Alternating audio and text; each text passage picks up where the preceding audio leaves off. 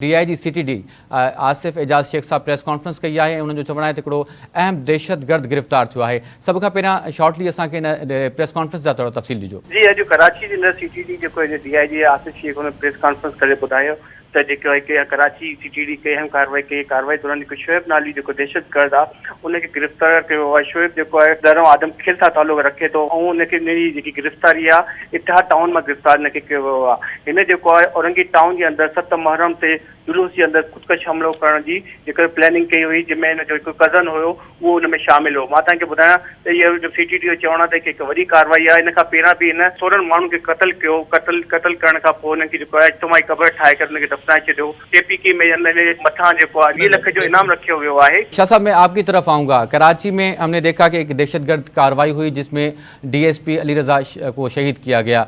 दूसरी जानिब आज सीटीडी को अहम कामयाबी मिली है। आप क्या समझते हैं कितना बड़ा चैलेंज है इस मुहर्रमुल हराम में पुलिस के लिए, कानून नाफिज करने वाले इदारों के लिए अमन अमान कायम करना? अमन अमान की सूरत काबू करना एक बहुत बड़ा चैलेंज रहा है, क्योंकि न सिर्फ कराची बल्कि पाकिस्तान में दहशतगर्दी या जिस तरीके से वाक़यात तवातुर से होते रहे, भारतीय दहशतगर्द तंजीम रॉ का उसमें सबसे बड़ा हाथ होता है।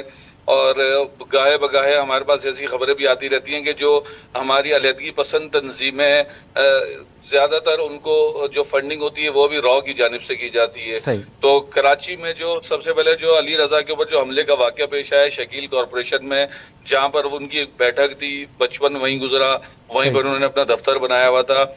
उस पर 125 मोटरसाइकिल पर 2 मुल्जिमान आए और 2 यकीनी तौर पर बैकअप में भी थे और उन्होंने उनको टारगेट किया और अपना हदफ पूरा करके वो वहां से फरार हो गए। उनकी भी काफी लीड्स जो इदारे कानून नाफिज करने वाले इदारे और सीटीडी उनको मिली है। आज जो कार्रवाई इत्तेहाद टाउन में की गई है ये बहुत बड़ी कार्रवाई है। 7 से 8 मुहर्रम को औरंगी टाउन से एक बड़ा जुलूस निकलता है। कराची के जिस तरह मुख्तलिफ इलाकों में जुलूस बरामद होते हैं तो उनमें औरंगी कोरंगी से जो है अलग अलग छोटे छोटे जुलूस मिलकर आते हैं और एक बड़ा जुलूस बन जाता है। तो उन पर अटैक करने का प्रोग्राम था। जो दहशतगर्द शोएब है, इसका एक कज़न है जिसका नाम इसहाक है, उसके साथ मिलकर दहशतगर्दी का मंसूबा बनाया था। खुदकश जैकेट तैयार की जा रही थी, ग्रेनेड हमला करना था। शोएब जो है इसके ऊपर खैबर पख्तूनख्वा हुकूमत की जानिब से 20 लाख रुपए इसकी हेड मनी भी रखी गई थी। और न सिर्फ ये जो मुल्की इदारों पर हमलों, दहशतगर्दी, कत्ल, इक़दाम कत्ल, अगवा बराए तावान, जितने भी बड़े मुल्की संगीन जराइम में उनके अंदर ये मुलव्विस था। केपीके में एक साथ 16 कारकुन जो होते हैं उनको अगवा किया गया था और उनके लिए भत्ता तलब किया गया था। जब भत्ता ना मिला तो इसने एक इज्तिमाई कबर खोद कर उन तमाम 16 कारकुनों को उसमें दफना दिया था। इंतहाई सफाक ये दहशतगर्द था और जो सीटीडी की जानिब से बहुत बड़ी कार्रवाई की गई है और यकीनी तौर पर शहर एक बड़ी दहशतगर्दी से बचा है। क्योंकि अगर किसी भी जुलूस पर हमला होता है तो यकीनी तौर पर हमारे यहाँ आप देखते हैं कि एक रबीउल अव्वल में एक अलग मसलक होता है, मुहर्रम में अलग मसलक होता है, तो हर कोई अपने मसलक के हिसाब से अपने इवेंट बना रहा होता है। तो यकीनी तौर पर इससे खाना जंगी टाइप की भी शुरू हो सकती थी, एक मसलकी जंग छिड़ सकती थी। तो असल में दहशतगर्द जो होते हैं उनका कोई मजहब नहीं होता और उनके पीछे से फंडिंग की जा रही होती है। उनका एक ही मजहब होता है, वो होता है पैसा, कि उनको बैरूनी फंडिंग्स होती है जिसके लिए वो मुल्क में दहशतगर्दी कराते हैं। लेकिन ये तमाम जो भी काम है ये बगैर सहूलतकारी के ऐसा कोई भी काम नहीं हो सकता। तो चाहे तालिबान हो या रॉ या कोई भी BLF हो, BLA हो, कहीं ना कहीं इनको फंडिंग्स मिल रही होती हैं और ये फिर अपने अपने सूबों में दहशतगर्दी करा रहे होते हैं। आपने देखा होगा कि मलीर में भी जो अलहदगी पसंद तंजीम को इस्तेमाल किया गया दहशतगर्दी के लिए।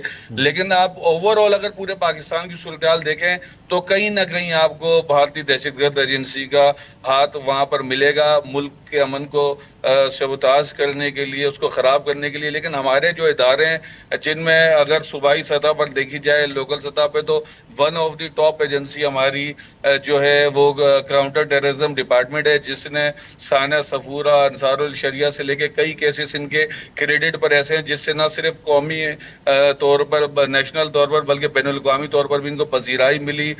कम सहूलियात में रहते हुए भी ये ऐसे एफर्ट करते हैं और ये खुर्रम वारिस की बेसिकली ये कार्रवाई है जिनका लश्कर जंगवी सेल के नाम से वो सेल चलाते हैं। इसी तरह जो खुर्रम वारिस थे तो वो लियारी गैंग वॉर सेल के इंचार्ज थे। तो लियारी गैंग वार के एस्पेक्ट पर भी काम हो रहा है और देखा जा रहा है कि जो डीएसपी अली रजा की शहादत में कौन मुलविस हो सकता है। और ये जो दहशतगर्द का एतिहाद टाउन के मुकाबले में जो सीटीडी ने जो आज प्रेस कॉन्फ्रेंस की, डीआईजी सीटीडी आसिफ जाज ने, इसके ऊपर अब मजीद इंकशाफात भी सामने आएंगे।